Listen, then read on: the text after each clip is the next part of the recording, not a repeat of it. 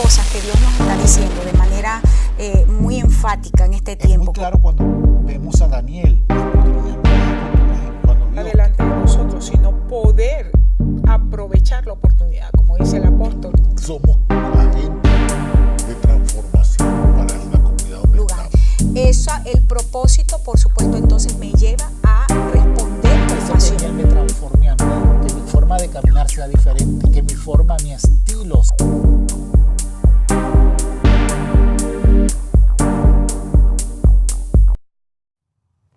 Hola, bienvenido a tu programa Escudriñando, con los pastores Luis y Corey Gómez de la Iglesia Avance Global. Para nosotros es de muchísima bendición poder compartir contigo nuevamente la palabra que Dios nos entrega y es una experiencia espectacular. Juntos poder profundizar en la Biblia, en las Escrituras, en el lugar que Dios nos ha dejado para encontrar testimonio de Jesús. Amén, qué bueno. Y gracias por estar con nosotros en tu programa. Y sabemos que este es un tiempo maravilloso porque es una aventura escudriñar toda la palabra. Y en este programa especial o estos programas que estamos haciendo tenemos un tiempo especial con la revelación de Jesucristo. Queremos entrar en una dimensión de lo que es Cristo para este tiempo, la revelación de Cristo que requerimos para este tiempo. Amén. Y Luis, déjame de compartir esto con nuestra audiencia. El tema que vamos a empezar a tratar, como bien lo dijiste, es una revelación de Cristo para los últimos tiempos. Es la primera parte de una serie que vamos a estar dando en este tiempo, escudriñando, que tiene que ver cómo nosotros como cristianos podemos reconocer los falsos obreros en los últimos tiempos. La Biblia nos dice a nosotros claramente que debemos estar bien prestos a reconocer la gente falsa que se ha metido dentro de la iglesia. Y este programa que empezamos hoy, va a ser una serie un poco larga, viene un tanto como respuesta a varias llamadas, de verdad, bastantes llamadas que hemos recibido de personas de toda la ciudad, pidiéndonos un tema como este. Entonces, para nosotros es un gran desafío poder compartir con nuestra audiencia este tema. Quiero decir que va a ser una serie un poco larga, pero la vamos a dividir en capítulos. Entonces vamos a poder trabajar varias cosas. Y en esta primera oportunidad, que van a ser unos 3-4 programas, vamos a estar hablando, como bien dijiste nuevamente, quiero decir, sobre la revelación de Cristo para los últimos tiempos. ¿Y por qué? Porque no podemos hablar de lo falso sin primero ver lo verdadero. Sí, esto es clave lo que tú estás diciendo, porque mucha gente cree que la forma de reconocer lo falso es conociendo lo falso. Y lo primero que hay que conocer es la verdad, conocer lo verdadero y entender lo verdadero. Una persona para un banco recibe un entrenamiento muy específico y es que le enseñan a conocer los billetes verdaderos de tal forma que cuando apenas llega uno falso lo siente en sus manos. Exactamente. Y esto es lo que queremos, que la gente pueda conocer a Cristo de tal forma que cuando algo pretenda venir que sea contrario a Cristo, lo pueda reconocer y lo pueda detectar y ponerlo a un lado. Y de hecho, la palabra de Dios es clara cuando dice que cada uno de nosotros como creyentes en estos últimos tiempos, y especialmente los ministros, tenemos que manifestar a Cristo. Amén. Entonces vamos a ver en primer lugar cuál es el modelo de Cristo. Y encontramos en el libro de Apocalipsis, Luis, un pasaje sumamente interesante, que es el capítulo 19 de Apocalipsis, y es una revelación tremenda que el apóstol Juan recibe de Cristo para los últimos tiempos.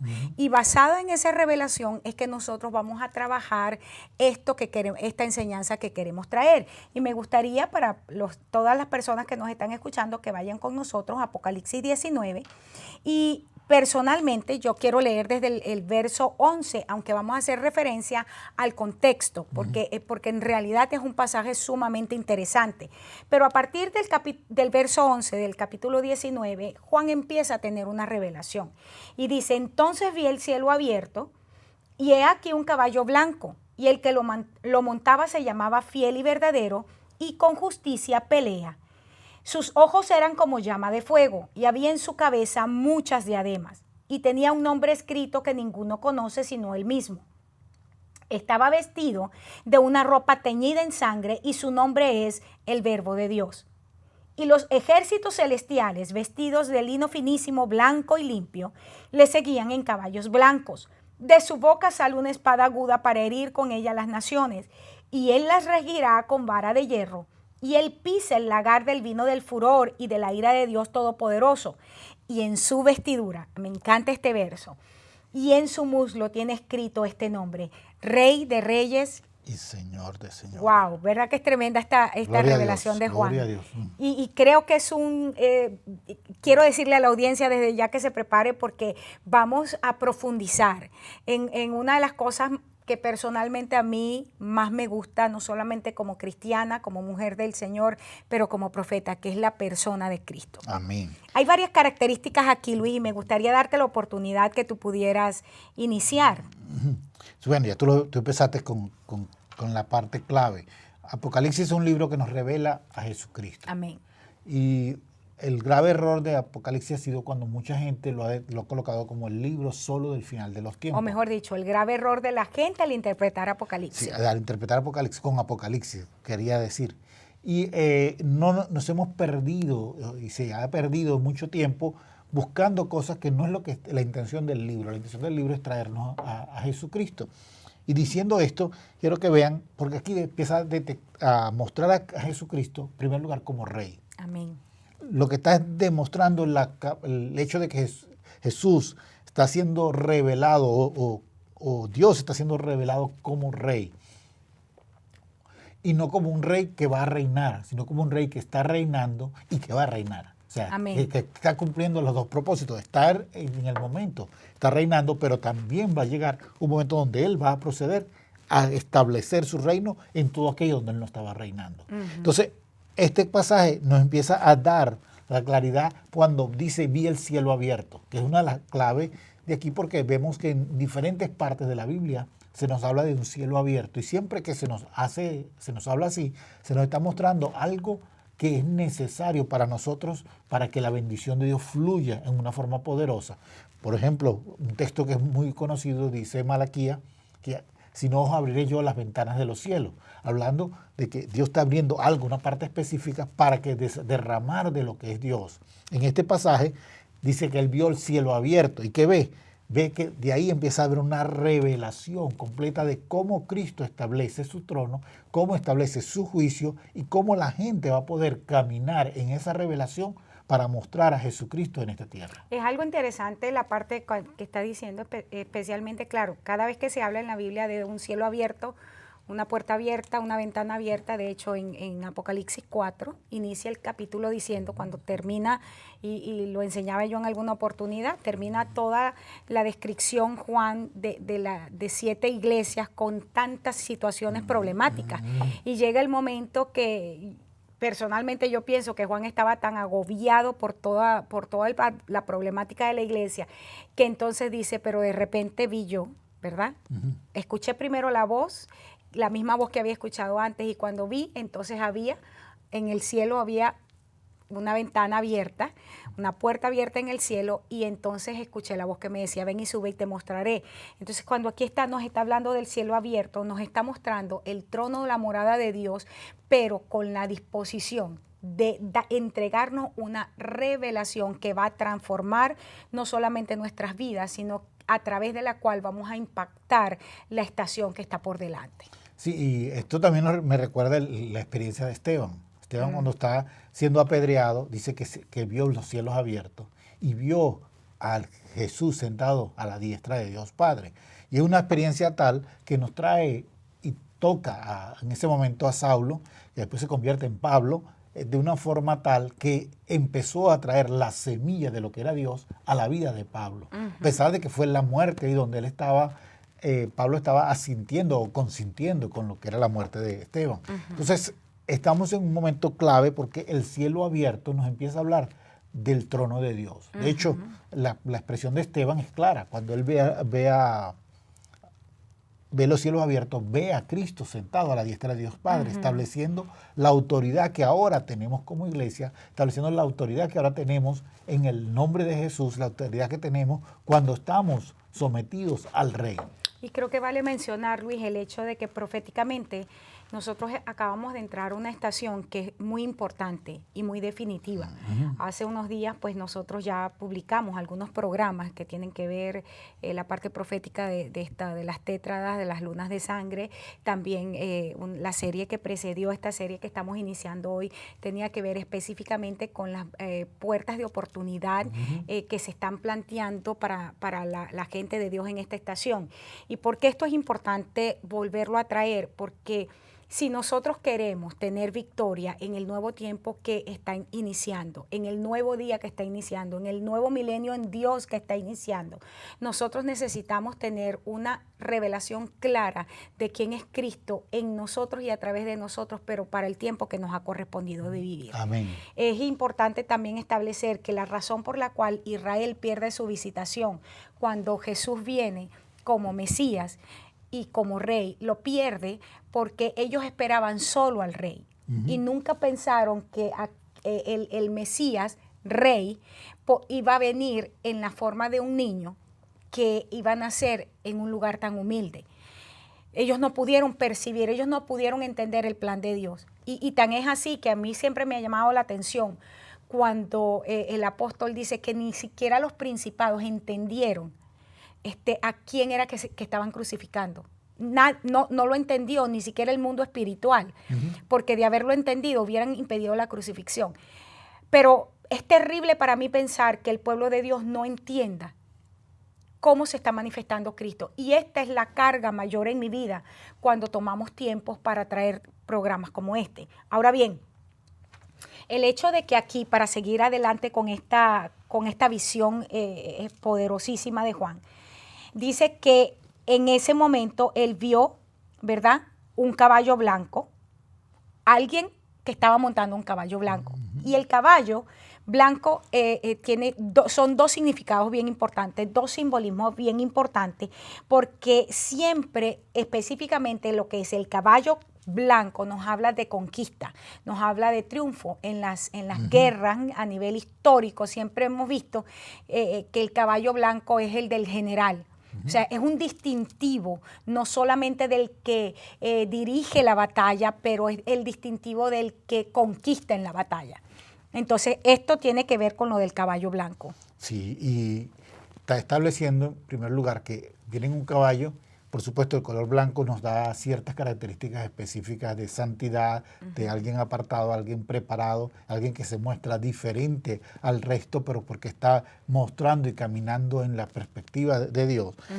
Y nos lo está hablando en el hecho específico de que está montado, está cabalgando sobre ese caballo, o sea que está dando las características de alguien que viene ya caminándose como un conquistador. O sea, no está hablando de alguien que va a conquistar, sino de alguien que ha conquistado desde la perspectiva en que lo está planteando. Y nosotros sabemos que es así, porque nuestro Rey Jesús, nuestro Señor, no es que, bien lo dices, no es que va a conquistar a todos los enemigos, sino que ya el Señor colocó a todos los enemigos como estrado de sus pies. ¿En qué sentido?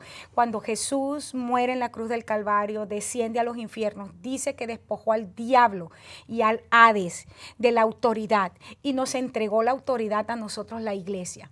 Pero, ¿qué está pasando? Esto, la manifestación final es porque dice que el postrer enemigo será la muerte, el que va a ser entregado. Entonces nosotros sabemos, Luis, a partir de allí, que el enemigo que nosotros estamos enfrentando en este tiempo, por encima de lo que sea, aunque sabemos que hay principados colocados, por ejemplo, sobre Houston, perversión, pero nosotros sabemos que todos estos principados están gobernados por uno que se llama muerte, porque es el postrer enemigo que va a ser colocado bajo los pies de Cristo. Amén. Y en este caso, mirar al Señor, tener una revelación clara de que viene en un caballo blanco y, como tú decías, es simbólico de la lucha con la justicia o por la justicia, pero en santidad.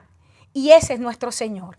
Y el hecho, y para mí es mucho más interesante, el hecho de que la palabra caballo, Luis, es un símbolo de guerra, entrenado en la guerra para no tener miedo. Y nosotros encontramos un pasaje en Job 39, del 19 en adelante, que nos da las características sumamente interesantes de lo que es un caballo entrenado para la guerra. Y me gustaría leerlo para ti, para nuestra audiencia. Fíjate, dice, ¿diste tú al caballo la fuerza?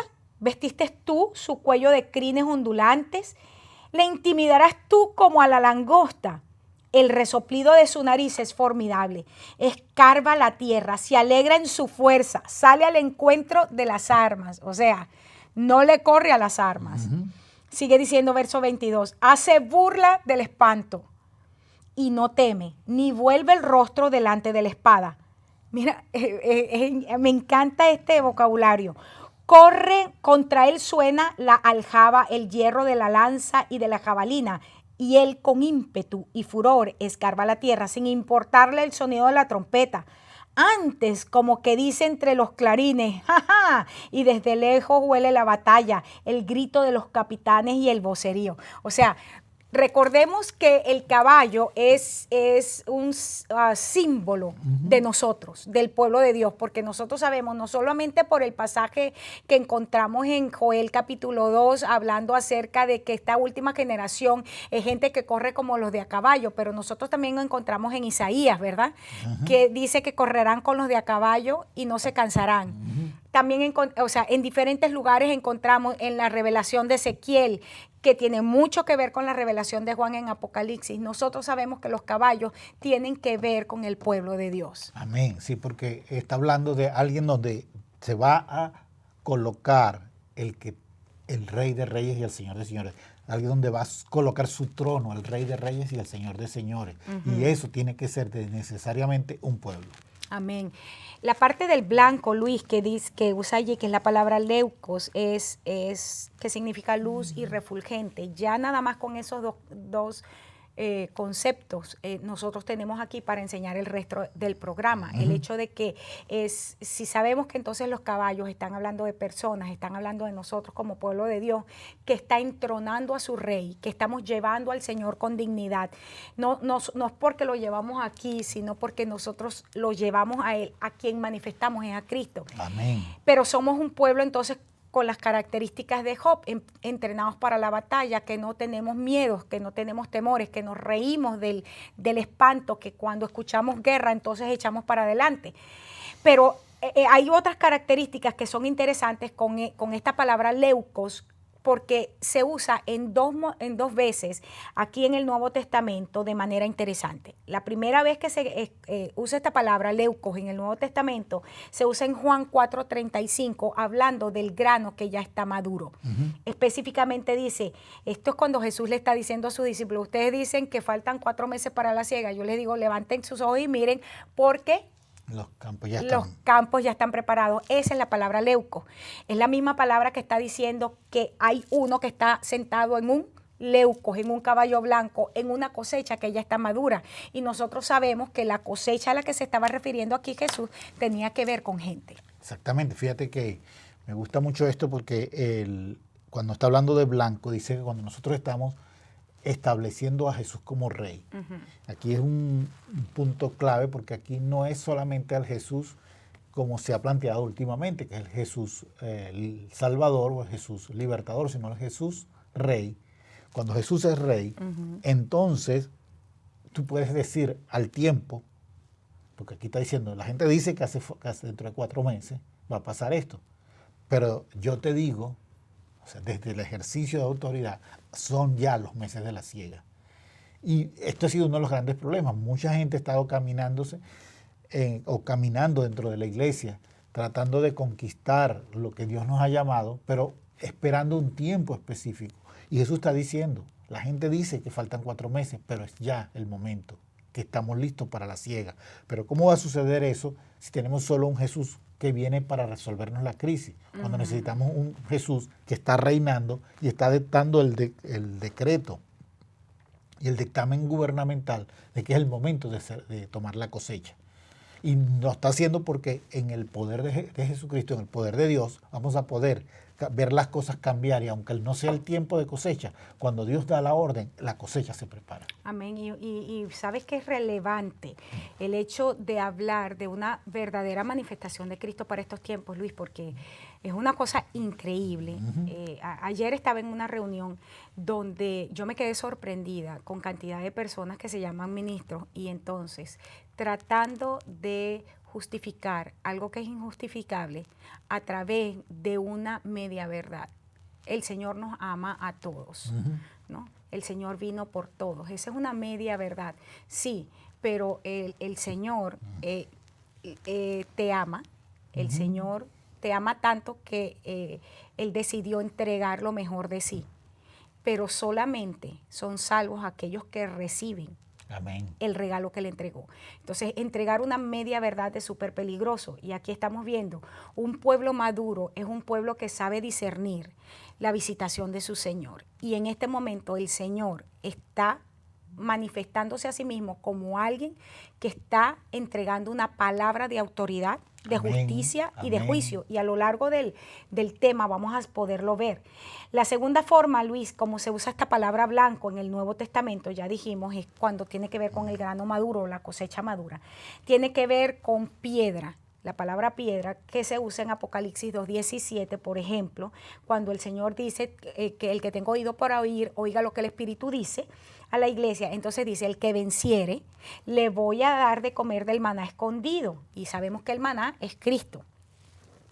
Y le daré una piedrecita blanca, y en la piedrecita ha escrito un nombre nuevo, el cual ninguno conoce, sino que el que lo que recibe. Aquí está diciendo, si tú vences, yo te voy a entregar a ti una revelación de Cristo que te va a traer una nueva identidad. Eso es lo que está diciendo.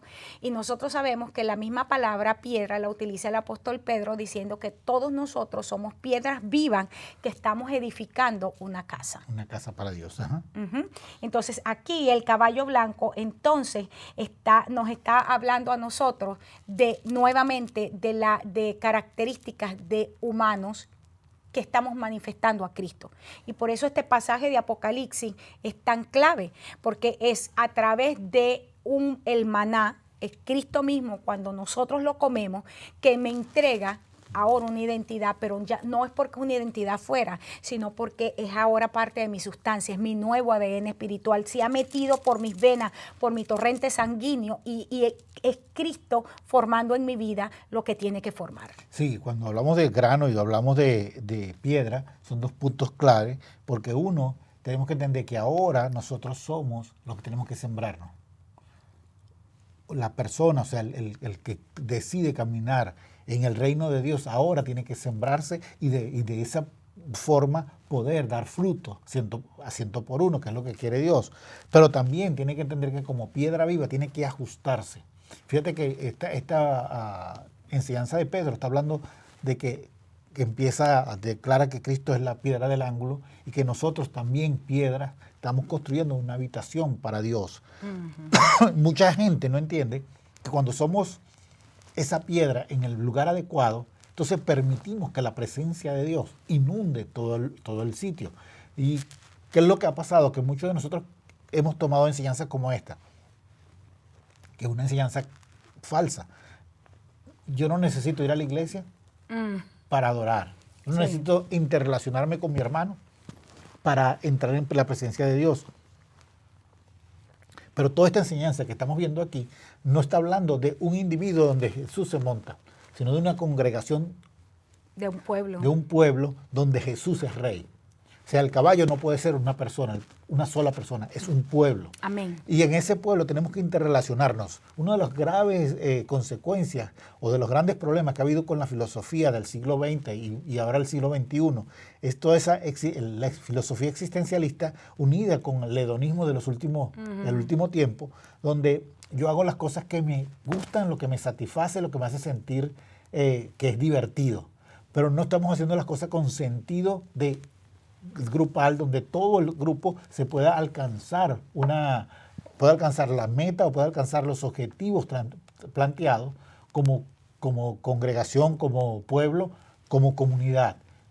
¿Por qué? Porque estamos solo trabajando para el momento y porque yo me sienta cómodo, me sienta bien. Y es que justamente esa es la misma situación de pecado, porque no es solamente el hecho de que ya es una concepción errónea decir yo no necesito ir a la iglesia, es que la iglesia no es un edificio, la iglesia es personas, es la iglesia conformada por muchos miembros, pues somos la iglesia de Dios. Y sí, para tú gobernar aún en lo natural, tú no gobiernas desde tu casa, tú tienes que ir al City Hall de la ciudad, tú tienes que estar en la Casa Blanca en el país. Entonces, de la misma manera, la iglesia del Señor tiene un lugar de reunión. Ahora bien, ya esa, como vuelvo a decir, a partir de allí ya sabemos que la persona no tiene entendimiento de lo que está diciendo. Pero lo segundo es que tú estás diciendo, que es muy cierto, es el hedonismo llevando a la persona a que nada que me produzca a mí incomodidad puede ser de Dios. O sea, el Dios en su concepto, el Dios en el paradigma para el cual han sido formados, no es un Dios que les exige. Y nosotros encontramos que el Dios que se revela en el Nuevo Testamento para la iglesia exige un precio. Tan es así que el mismo Jesús dijo a sus discípulos, el que quiere ser digno de mí, tiene que tomar su cruz y seguirme. O sea, si tú quieres ser llamado mi discípulo, tú tienes que entender que hay un camino que tienes que caminar y hay un precio que tienes que pagar. Y esta revelación es sumamente importante a lo largo del Nuevo Testamento. Y disculpa, Luis, pero ya es prácticamente la hora y solamente tocamos dos puntos aquí y deberíamos cerrar estos dos puntos porque nos falta mucho esta descripción. El hecho de que hablar entonces desde la perspectiva de Apocalipsis. Juan mira un cielo abierto y vio a uno que montaba un caballo blanco.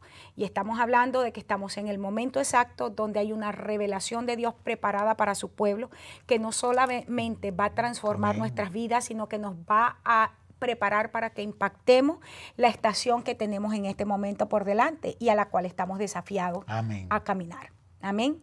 Gracias nuevamente por que podemos compartir en este programa Escudriñando, y yo sé que nuestra audiencia puede sacar muchísimo a partir de estos programas. Quiero decirte a ti que nos estás escuchando que este tema que apenas estamos empezando, una revelación de Cristo para los últimos tiempos, es parte de toda una serie que vamos a estar dando a lo largo de estos meses, que va a ser descubriendo los falsos profetas que están metidos dentro de la iglesia de Cristo. Pero para estudiar lo falso necesitamos primero conocer lo verdadero. Así es que quiero invitarte para nuestro próximo programa aquí en Escudriñando, una aventura para poder profundizar en la palabra de nuestro Señor. Amén. Y bueno, te deseamos de lo mejor, que este sea un tiempo glorioso y que lo que has recibido de parte de Dios en esta clase la puedas utilizar para crecer y vivir en la presencia de Dios. Dios te bendiga. Amén.